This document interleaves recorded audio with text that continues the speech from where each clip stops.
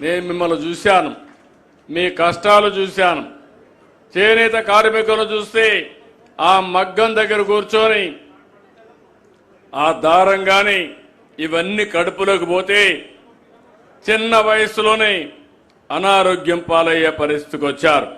అందుకే 50 ఏళ్లకి ఈరోజు మనం ఈ పింఛన్ తీసుకొచ్చామని చెప్పి కూడా నేను మీకు తెలియజేస్తున్నా.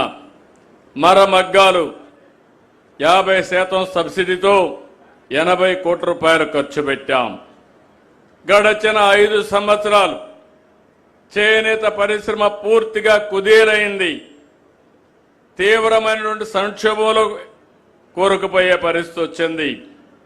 ఆప్కో ద్వారా కొనుగోళ్లు ఆపేశారు. నూలు రంగుపై సబ్సిడీ మానేశారు. ఇంకో పక్క మీరు చూస్తే ఈరోజు చాలా సమస్యలు ఈ చేనేత కార్మికులు ఇప్పుడు కూడా నేను మాట్లాడినప్పుడు చూశాను, లోపల కూడా కనుక్కున్నాను.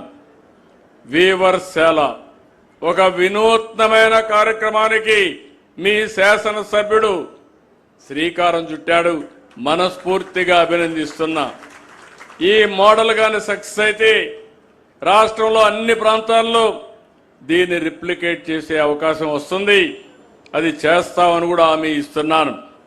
ఈరోజు నేను మాట్లాడినప్పుడు బయట కంటే ఒక 30% ఆదాయం ఎక్కువ వస్తుందని చేనేత కార్మికులే అనుభవంతో చెప్పారు.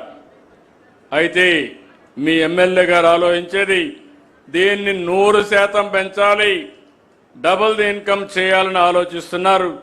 అది సాధించాలంటే మీరందరూ కూడా సమిష్టిగా పనిచేయాల్సిన అవసరం ఉంది.